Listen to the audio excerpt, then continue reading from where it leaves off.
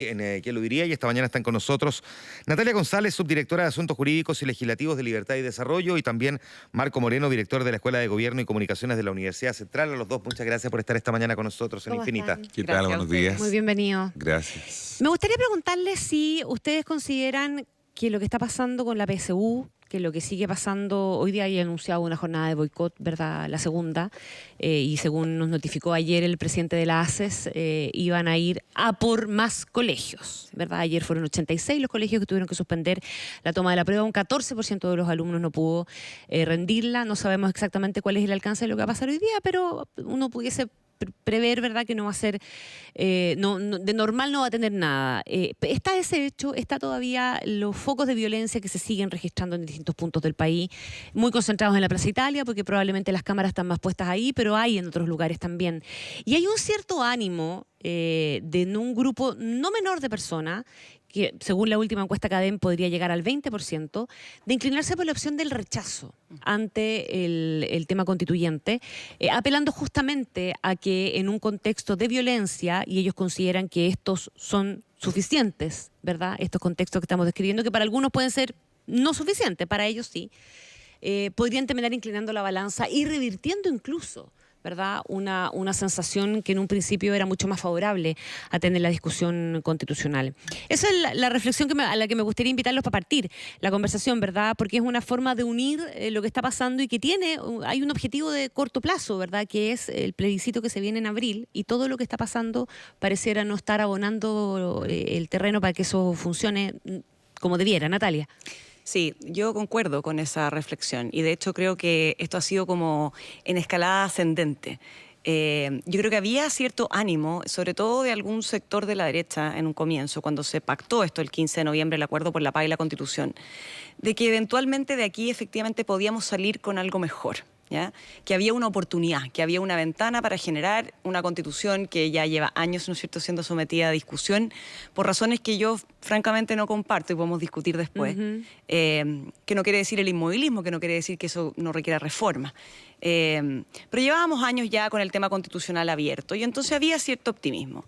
Pero la verdad es que desde ese momento en adelante, que de alguna manera presenta algún foco de esperanza, ¿no es cierto? Uno ve una clase política dispuesta a dialogar, trabajando sin cesar más de 48 horas encerrados en el Congreso. Lo que vemos después es que el acuerdo por la paz y la Constitución ha tenido más de constitución que de paz. Si tú analizas lo que ha ocurrido, por ejemplo, a nivel de las instituciones, o sea, hoy día en el Congreso cuesta discutir proyectos de ley sin que se te instalen las barras bravas o sin que se te instalen verdaderos grupos de interés con carteles atrás, presionando fuertemente a los diputados para votar. Hay proyectos emblemáticos donde eso ha ocurrido, por ejemplo, las 40 horas, por ejemplo, en la votación de las cuotas y los escaños reservados en la Comisión de Constitución, después en la sala de la Cámara.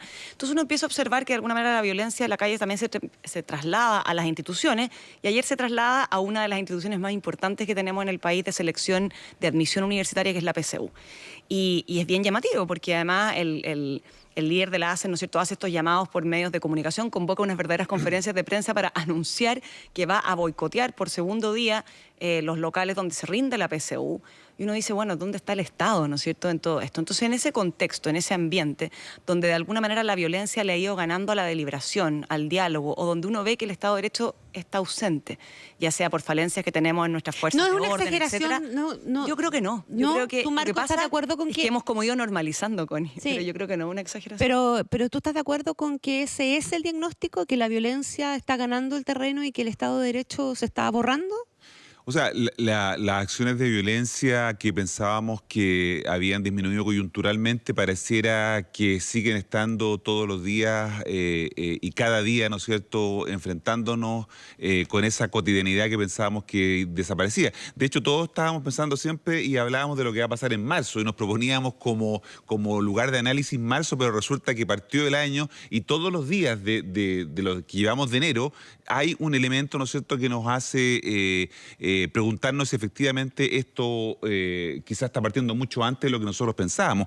Pero si efectivamente el Estado no está presente, y tenemos que reconocer que la acción de estos grupos organizados que plantean un boicot atenta contra los derechos de quienes quieren dar la prueba, y no hay ninguna duda sobre eso, pero cuando hablamos de que efectivamente la ausencia de Estado, el Estado se expresa en el gobierno. y por lo tanto si alguien está ausente, digamos, a lo mejor tiene que ver con la falta de previsión, ¿no es cierto?, de planificación de que esto iba a ocurrir. Si la PSU no sabíamos desde comienzo del año cuándo es la PSU, supimos que después del estallido social del 18 de octubre iba a tener modificaciones. Supimos de la fecha nueva pero y advertimos supimos que... de todo esto. Entonces a mí la improvisación que hay respecto de esto, hoy día se va a reunir el DEMRE y otras autoridades para decidir, para evaluar, dijeron. El jueves. Pero para evaluar qué vamos a hacer con los 40 y tantos mil que no la dieron. ¿Sí? Ese nivel de improvisación, ¿no es cierto?, de impericia, ¿no? Aquí efectivamente el encargado del orden público es el ministro del Interior, ¿no? Y en este punto, en una situación como es la rendición de una prueba, que en estricto rigor uno podría decir, sí, no le compete al gobierno porque la administra un ente privado que es el DENRE, evidentemente el orden público sí le compete al gobierno y no, a mí lo que me llama la atención es que no se hayan generado las condiciones para que la prueba se haya podido realizar Natalia. con normalidad. Sí, yo estoy de acuerdo con Marcos que obviamente el ministro del Interior y el gobierno tienen el primer deber, pero en el contexto en el que estamos, pensemos cómo actúan los otros organismos del Estado. Porque acá, en el fondo, cuando hemos tenido situaciones en que se anticipa, podemos tener una opinión si es buena o mala esa anticipación o cómo se ha ejercido.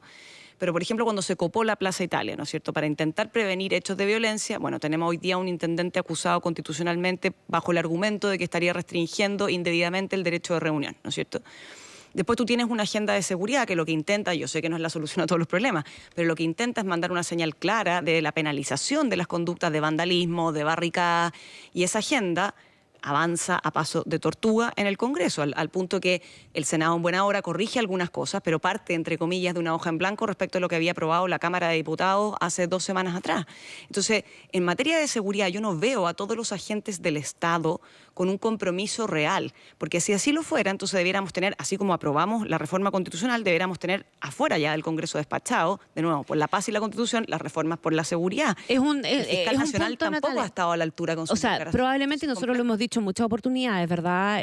Aquí muchas instituciones tienen que hacer cosas, pero la que tiene la obligación, ¿verdad?, primera de mantener el orden público es el gobierno. Sí. Y el gobierno quiere contar con más herramientas y para eso tramita proyectos de ley, pero tiene herramientas suficientes y lo que más tiene que tener es la voluntad y la convicción de ordenar las calles en esta ciudad. O sea, cuesta entender, de verdad cuesta entender que estamos frente a un grupo reducido. Nosotros siempre dijimos, Juan Manuel, que aquí iba a haber una violencia medio irreductible y que esa ahí se iba a mantener en el tiempo.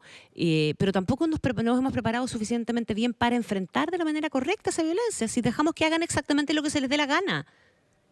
¿Cómo se hace, Claro. Marco, Natalia, cómo se hace cuando, por intentar enfrentarlo con una policía que tiene ausencia de protocolo en algunos casos y otros protocolos que, como fueron escritos hasta por los Boy Scouts, porque para democratizar los protocolos de carabineros pasaron por muchas manos, Sí. es un tema del que poco se habla, pero de verdad fueron muchos organismos los que aportaron a los protocolos, pongo entre comillas, carabineros, donde tenemos una policía que tiene malos protocolos y donde si se actúa mucho se cuestiona a la autoridad y si se actúa poco se cuestiona a la autoridad. ¿Cómo se hace? Parto contigo, Marco, y luego contigo, Natalia. Sí, Porque hoy día recae más que en Blumel en el intendente.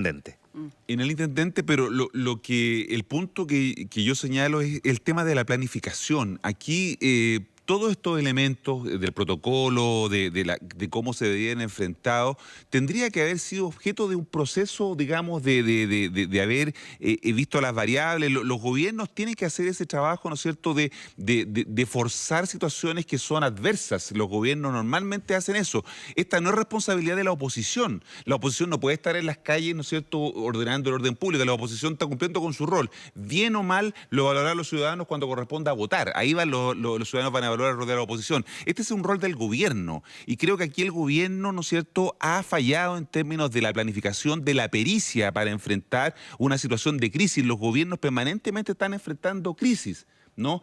Y en este caso, una crisis que todos sabíamos que iba a ocurrir. ¿Cuántas veces nos lo dijeron ustedes acá, los medios de comunicación? Entonces, a mí lo que me parece que más allá de lo que plantea Juan Manuel respecto de cómo se resuelve, creo que estamos actuando sobre la situación de los hechos consumados cuando deberíamos proactivamente haberlo hecho de manera distinta. Habría sido distinto, Natalia, si hubiésemos, no sé, ya, acusación contra el intendente. Se va el intendente, llega el nuevo intendente. ¿Tiene el nuevo intendente capacidades diferentes para poder enfrentar el mismo problema? No, no las tiene.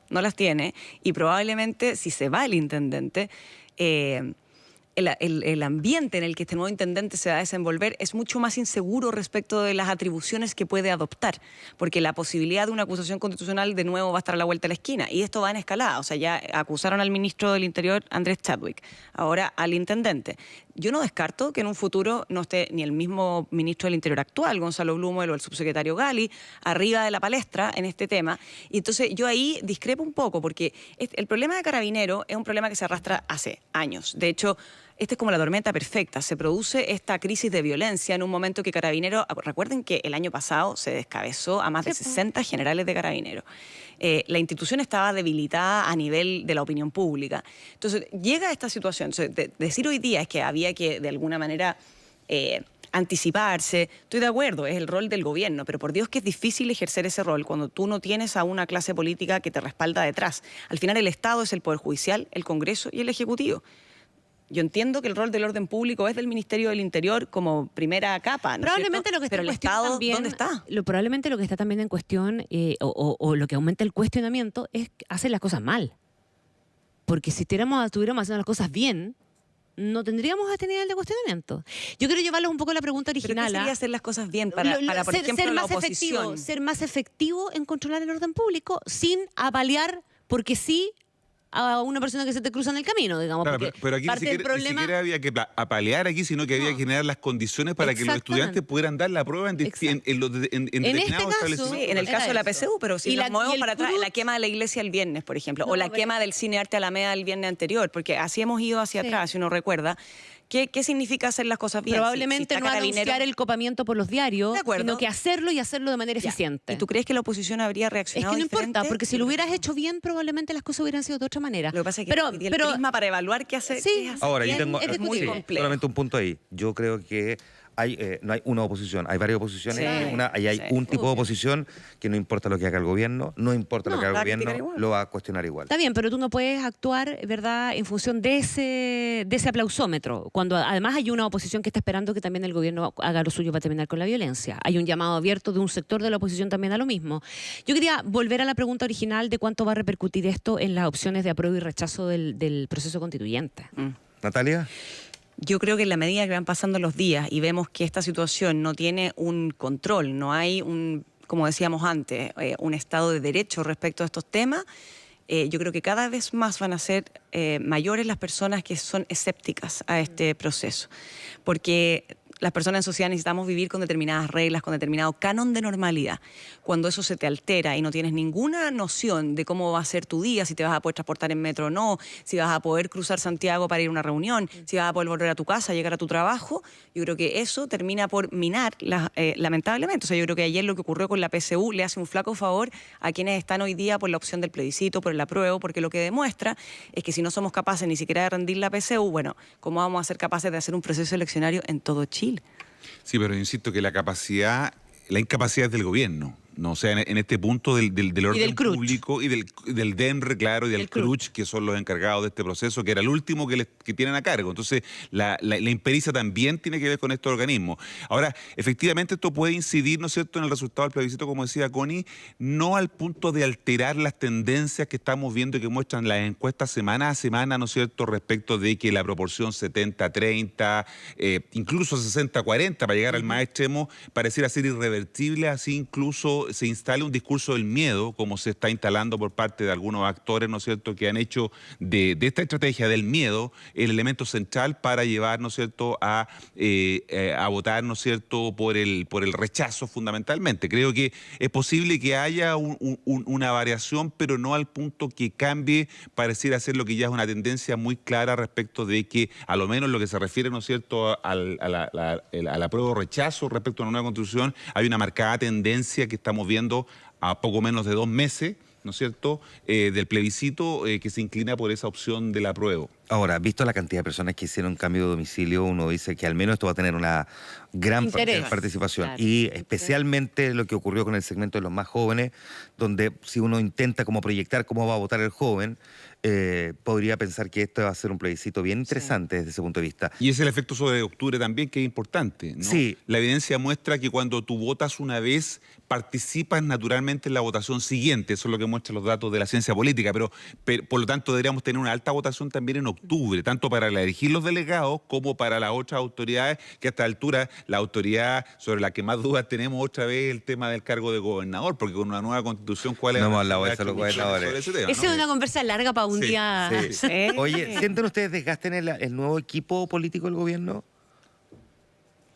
Yo no lo veo todavía. De hecho, al revés, veo, por ejemplo, a un ministro de Hacienda que está llevando adelante la agenda.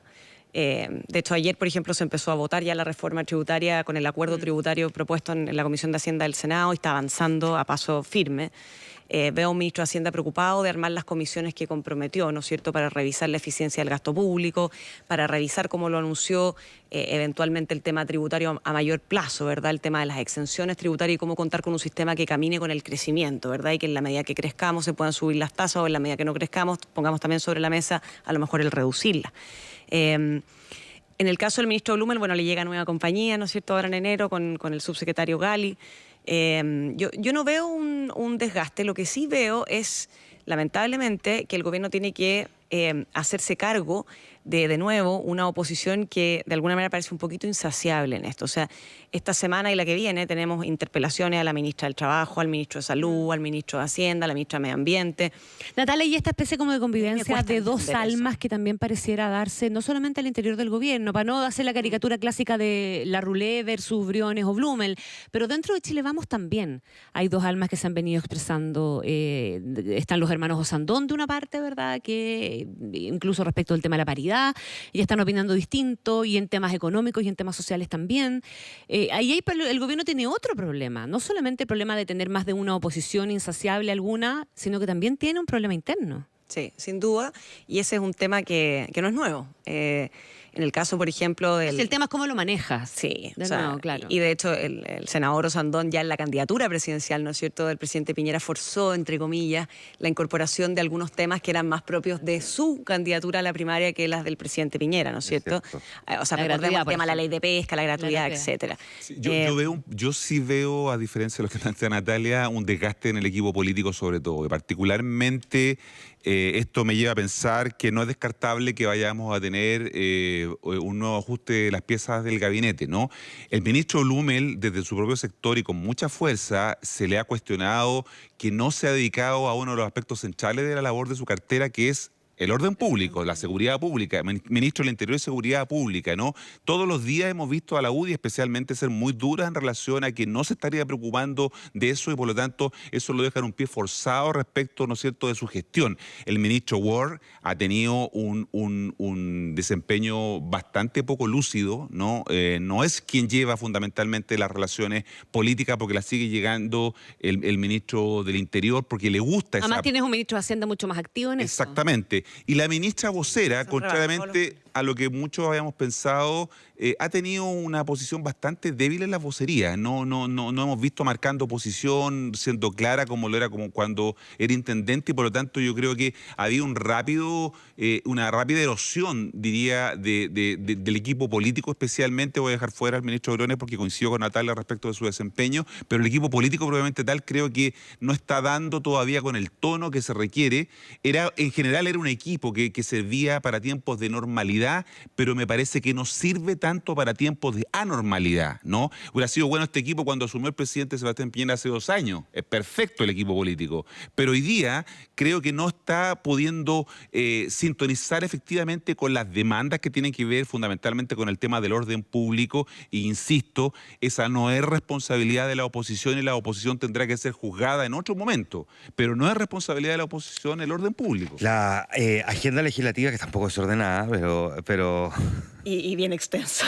Sí, que es una de las áreas en las que participa Natalia González estudiando en la agenda legislativa.